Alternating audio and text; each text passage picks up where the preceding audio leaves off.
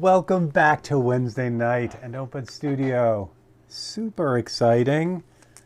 All right, we've got the details are done. We got to fix the background, maybe do a few more things, but the end is near. The end is near. Now, I don't think I have. Maybe I do. What I'm looking for is the original cutout of the car. I do have it. Okay. Surprising. Again, I mentioned this last week. It's not uncommon for me to lose, copies for razor blade paintings. I try to keep them. However, it doesn't always work out that way. Now, the thing is about using this copy.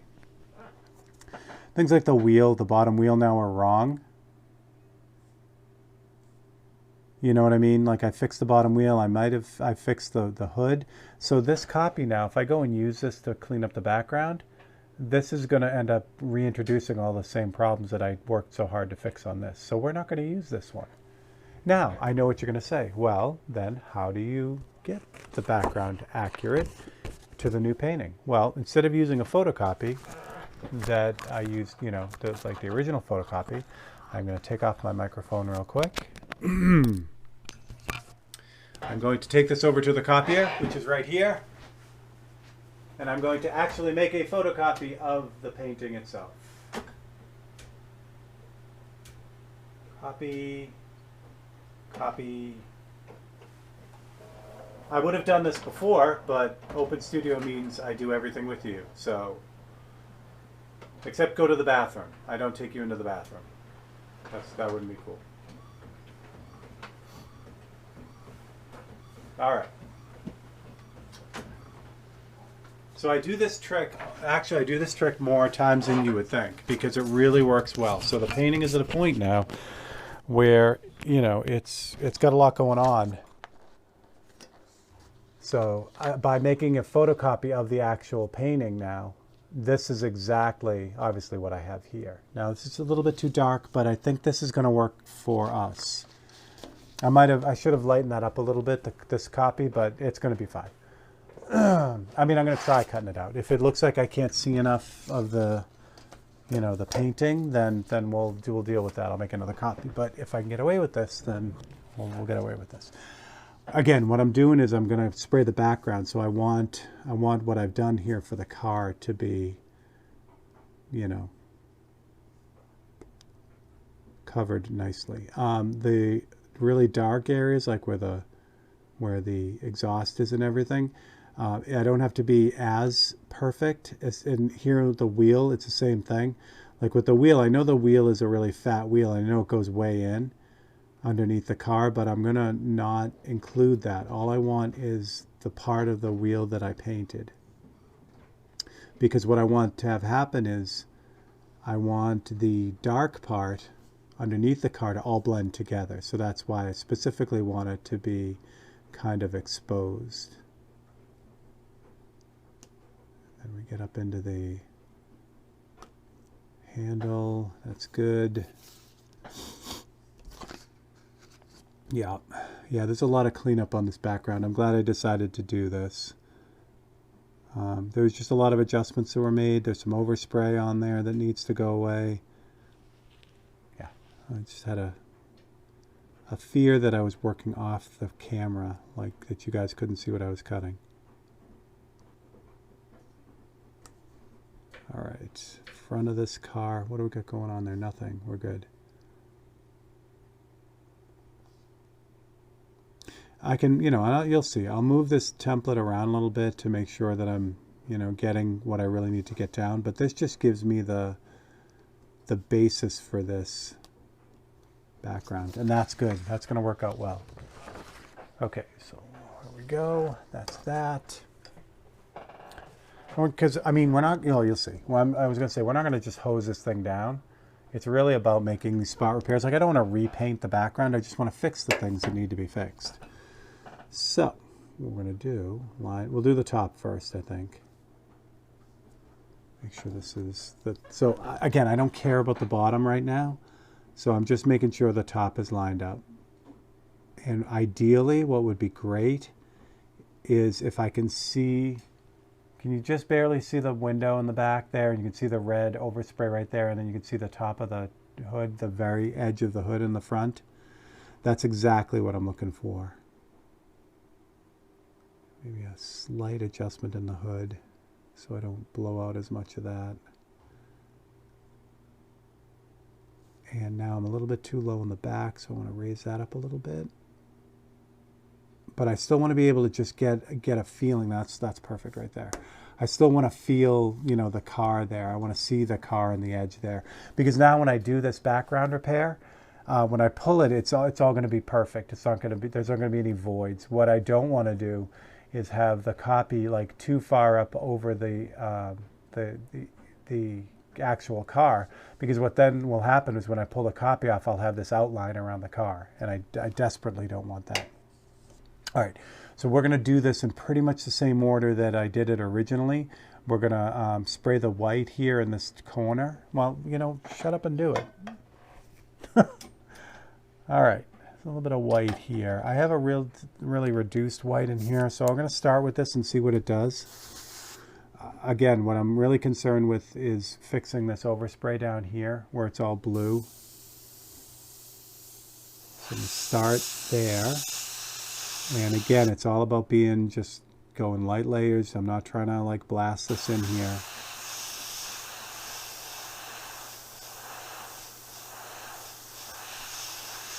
And then what I'm going to do is I'm going to fade as I get towards the darker area up here.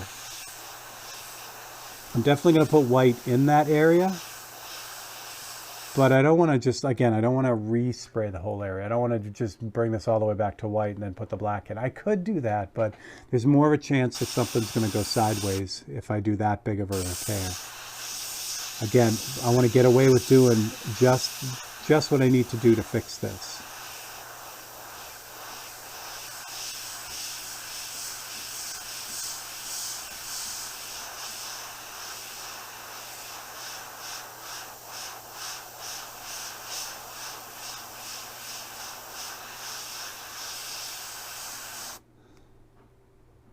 I think that's good. Okay, I have the white in the brush, so we're going to fix the bottom part, which is also white.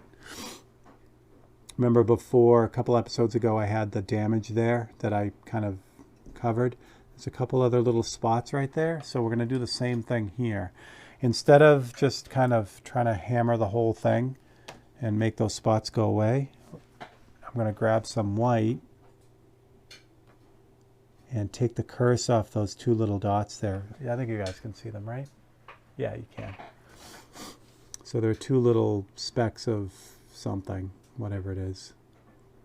So what I'm going to do is I'm going to take the curse off those so that when I go to spray this thing, I'm not trying to, you know, fight those, get rid of those. I'm just really trying to even it out. Now this white doesn't need much at all, which is, again, that's what we're looking for. We're looking for minor repairs, not major repairs. So I'm going to let that dry for a second. So I'll have a little bit of coffee. Oh, that's lovely. And in that time, that paint has dried. So same thing. I'm going to start light in this back corner, up this upper corner, and then just kind of fade it in. I don't want to get all the way down to the shadow, really, if I can avoid it.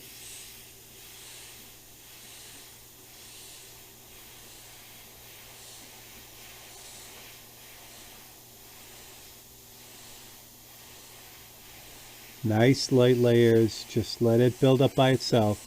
As my dad always says, you know, let the tool do the work. You know, don't force the tool to do what it's doing. Same thing with paint. Let the paint do the work. Don't try to get it all on in one shot.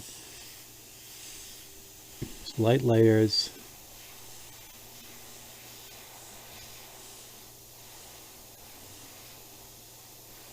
And it's a win almost every time. All right, this back corner. Do I have to worry about this? Yes, I do.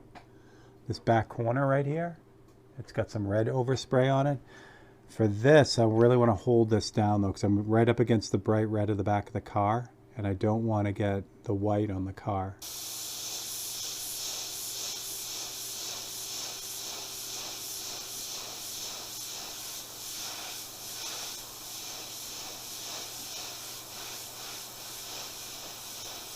There we go. Any more white? I do not think so. So we're gonna, oh, I can keep this in the brush. That's fine. I got red in this brush. Up front is gonna, actually, you know what? I'm gonna jump back to the white for a second here, and I'll show you why. So the front of this thing, I made some adjustments. You can see a lot of the, I don't know if you can see it. If I turn it for this angle, you can, maybe. There's a lot of the car sticking out here in the front. So that was obviously a decision that I made, and I don't want to go back on that decision because, you know, I'm assuming I knew what I was doing. It's always dangerous, but so what I'm going to do for this, I'm going to readjust the hood and front of this car. So again, what I'm shooting for, there it is right there. I'll get a magnet on here and I'll show you. What I'm shooting for is to just barely see the edge of the car, like a tiny, tiny bit of the edge of the car there. And I know the shadow's in the way. I'll try to do this like that. This shadow is still in the way, but you get the idea. I can just barely see the outside edge of this thing. And that's exactly what I'm looking for. Now for this, there's overspray there. There's red overspray. There's a little bit of gray overspray. There's a lot of stuff going on there. So I can't just spray that with black because you'll still see all that. So I got to hit this top corner with white. Again, you try to avoid it. You know, less of the repair is better, but you do what you got to do as well. So I'm just going to really lightly hit this. And I don't have to, again, I don't have to bring this all the way back to white. I just have to take the curse off the overspray and the wonky edge there in the front. Same thing with the hood. There's a little bit of red overspray on the top here. I'm just going to kind of go over it really lightly.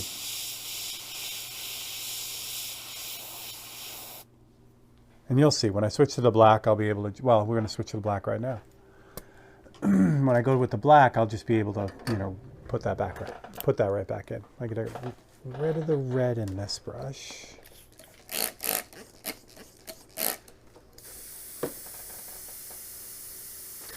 I don't know what to do with myself, you guys. The Harley painting, what was 67 episodes? This one's going to come in under 20. And, you know, it's funny. Okay, so value-wise, like monetary value-wise, the Harley painting is more expensive than a razor blade painting. Just because of, I mean, yes, it's because of hours worked, but it's more because of the overall effort. You guys got to see that firsthand, what goes into a painting like that. But for me as well, I mean, not only that hour-wise, but also, you know, effort and the way that it gets pulled off. The way I kind of do the value for these things is it takes in a bunch of different or multiple type of things to determine its price. So first off, it can't only be hourly. Which it never really is with any painting, but still, it's a good basis to start on. Like if you know you spent 100 hours on one painting and 10 hours on another painting, the 100-hour painting is more valuable, you know? I mean, yeah, if you're at the point in your art career that you're getting paid solely for your name, that's amazing. Then an hour painting is the same as a 100-hour painting. They're all expensive. But if you're, you know, like most of us, and you know, you got to kind of come up with reasonable values for things. The hourly thing is a good place to start. It's certainly not the place to end, but it's a good place to start. So this painting has that in that I can get it done a little bit quicker, so that's good as far as lowering the value for someone. However, the challenge level is much higher on this than it is on, say, the Harley painting. The Harley painting, even though it's crazy and involved and super detailed, it doesn't have the same nitpicky qualities in the process that this one does. So then that bumps up the value. See what I mean? So there are a lot of different variables that kind of come into it, but the bottom line is razor blade paintings are not as, you know, they don't have a high of a sale value as those super major paintings that took, you know, 60 hours. So, all right, that was that. So let me jump to, what did I use? I think I used this one. So this is opaque black, but again, it's reduced a lot. 1 to 10, 1 part paint to 10 parts reducer, because I want a really nice, even kind of flow. So what we're going to do is we're going to tackle the bottom of this last. We're going to do the top and fix that first. So it's darkest up in this corner, so I'm going to just kind of really lightly go over this. Again, I want to hold this front end down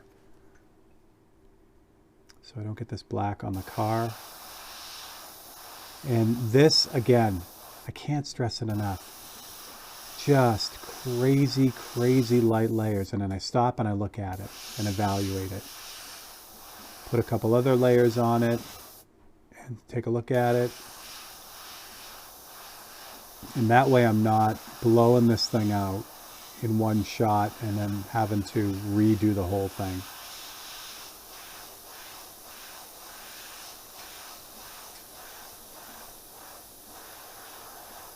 Oh, I just took a big risk there.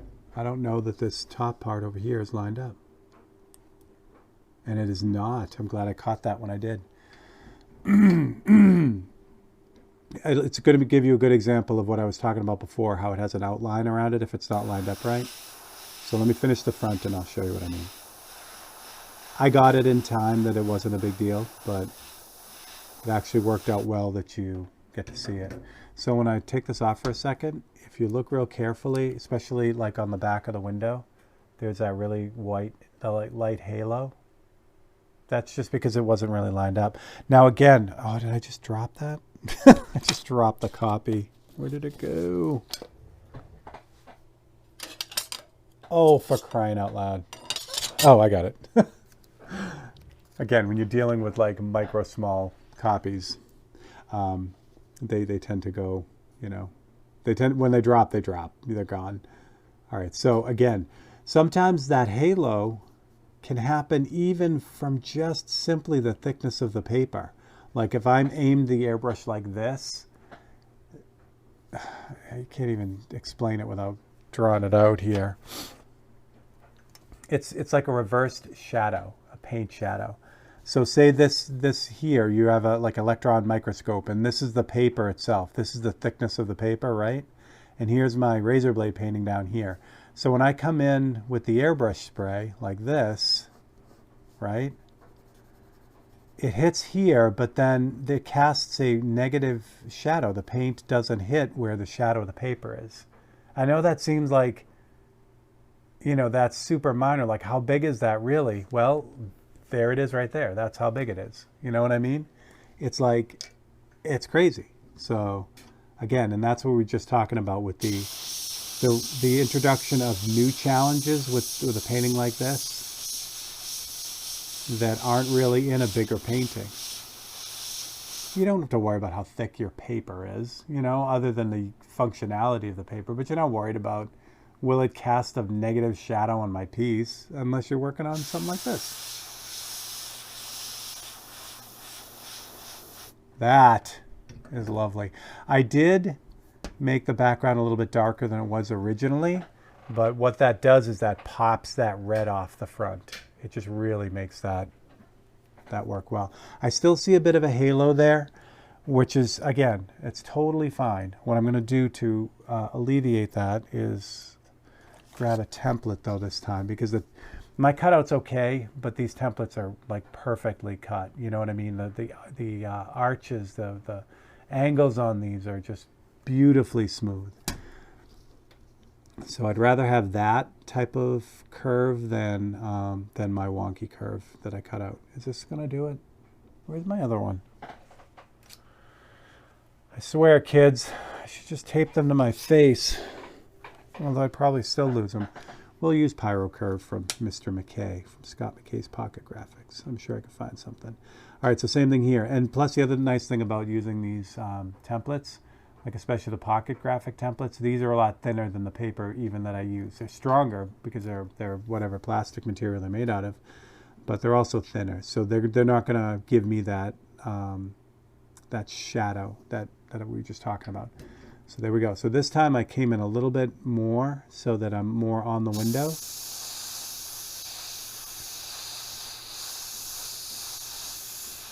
And then really lightly hit it just a couple times, and that gets rid of that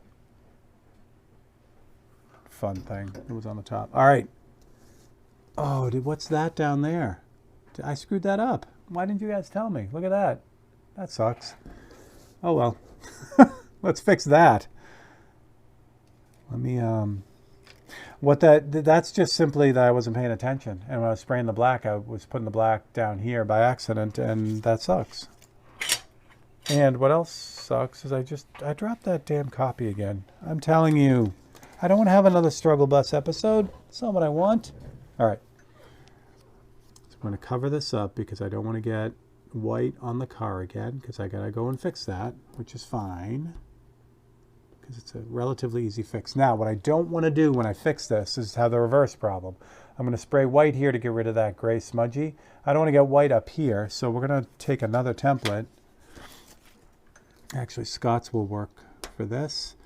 And we are going to cover up to the notch in the razor blade. I'm not worried about the shadow as much, getting white on it, because I'm going to respray the shadow anyway. I'm just more concerned about getting white on that upper part. Good. I still have white in the brush. Yes, yes, I do. Good. All right.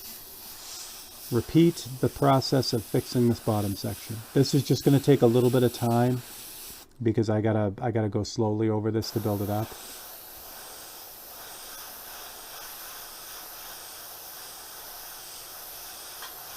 All right, so that overspray mistake is really like, that's a dumbass mistake. I should have been paying more attention there. Fortunately, I don't know if it's the same for you guys. You can let me know in the comments. Those type of mistakes really pop up for me always at the end of the painting, because I do have the, light at the end of the tunnel syndrome there. I'm like, oh my gosh, we're almost done. So I start doing things that, I maybe wouldn't have done earlier, being a little bit less careful. And that's not a good thing, but, identifying that, I guess, helps to avoid it maybe.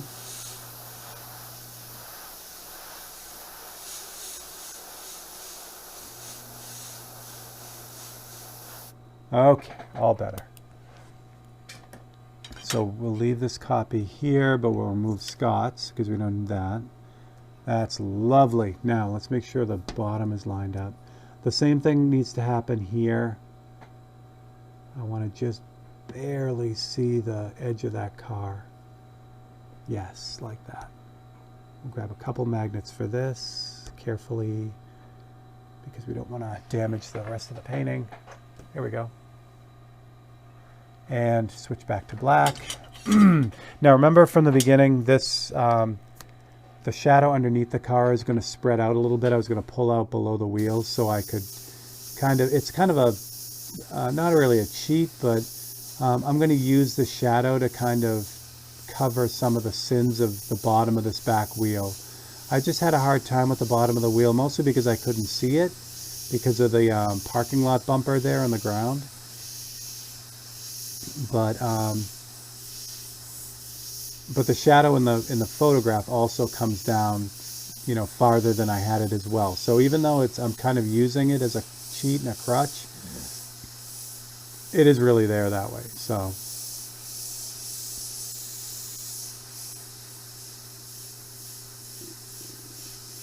all right, so I want to get the bulk of that shadow, and then I'm going to take this off, and I'll show you why. Careful, careful. Pulling the magnets off, because that's the other thing I would do normally is, rip a magnet off and then scratch the hell out of the painting. So, all right. So what I want to do, that is mint. That came out really, really good, but it still feels like the car is like floating, because the shadow is really going to start to meld into the bottom of these tires, and it would have in the back if I needed to, but the back came out great, so I don't have to do that.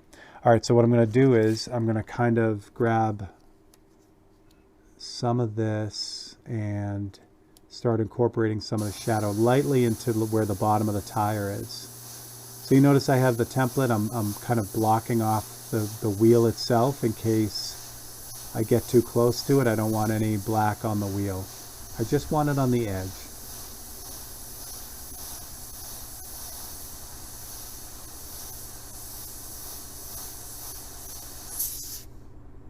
That's excellent. Same thing up here, the front wheel. See how the front wheel is just kind of like glaring? It's just kind of sitting there. It's not really on the ground. So does Scott have a edge I can use here? Probably. Again, I need to cover the wheel, the edge of the wheel. And then I just want to start introducing that shadow on the bottom of the tire.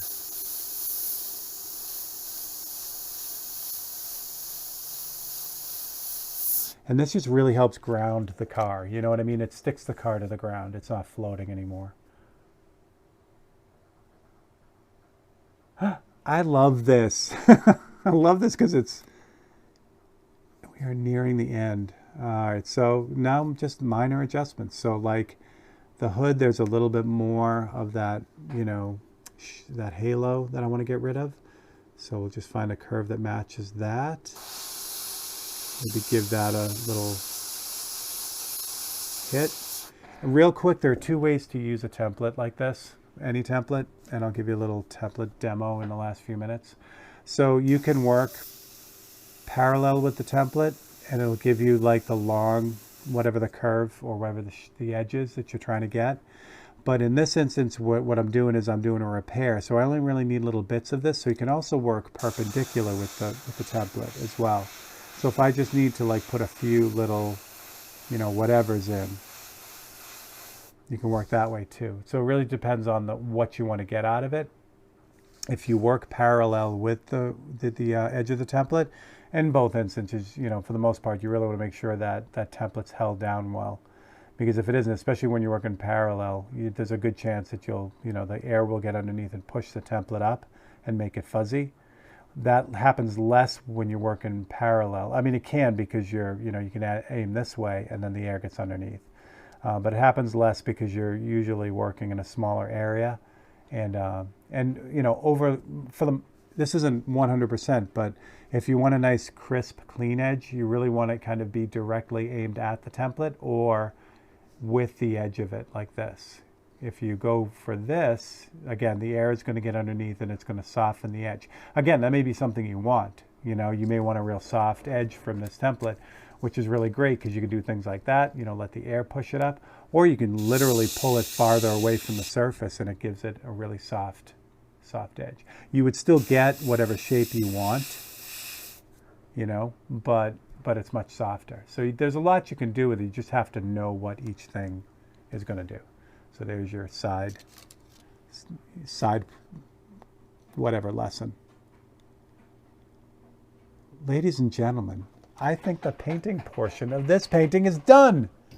So let's sign this thing and we'll button it up. So the next episode is going to be all framing, which is exciting. And what's nice is the framing process takes a while. I mean, it's a whole week's worth of work to get those custom frames made and built, and you know, get this installed and everything. But you're going to see all that in just a half-hour episode. I'm gonna edit that down to a half an hour, so that, or maybe a little bit longer if it goes like the Harley one. But you'll see it in one episode, which will be nice. All right, let us sign this. So there's some considerations here. You know, like what do I want to do here? So I could sign it in black. It's definitely going right here. I could sign it in black, but I think that's going to be too bold. So I think I'm going to use like a medium gray. I think that'll be nice. That'll kind of balance it out. So we'll jump back to palette here. Let's try this gray. This looks good right out of the gate. Razor blade paintings were the reason why I sign with my last name on some paintings, and I actually physically sign other paintings, is all because of razor blades. So razor blades were too small for my full signature. I just couldn't find a pen that small. So I started just signing my last name on the blades. And then that kind of picked up on any really, really tiny, super small painting. On bigger paintings, I still, you know, sign my full name. And then sometimes I'll, you know, sign this way on a bigger painting, but it's rare. You know, I don't know the real rules on, you know, the etiquette of signing, whether you should sign the same way all the time or not, but I do not. Oh, I screwed that up. That's all right. Paintbrush is too wet. It's okay. It's That's why we sign in a place that has an even background. I never sign on a fade, because would make life very difficult. Because if I have to do what I'm about to do, it's very difficult to match the background on a fade. All right, everything else came out good. The L could be a little bit bigger. The L is actually on the fade, so if I screw the L up, then that's not good. The A is fine. I can fix that. Again, because the A is on white, makes it really easy to fix. Sure, I don't do the same thing in reverse now with white that's too thin. I'll just kind of thin up this A. Sharpen it up a bit. And it also came out very dark too, so I'm going to just kind of touch the whole thing to kind of lighten it up. But, ladies and gentlemen of the jury, let's turn this, we don't need palette cam on anymore. You guys, there you go. There's your Mustang painting. We got it done. And what did this take us? We are on episode, what, 18, I think? So that's about right. That's about right. A razor blade painting takes anywhere from about 10 to 12 hours. So that's pretty much par for the course for this one. And that's it. And again, then it's another, whatever, 12 hours to frame it. But you'll see that next week. You'll see why that is.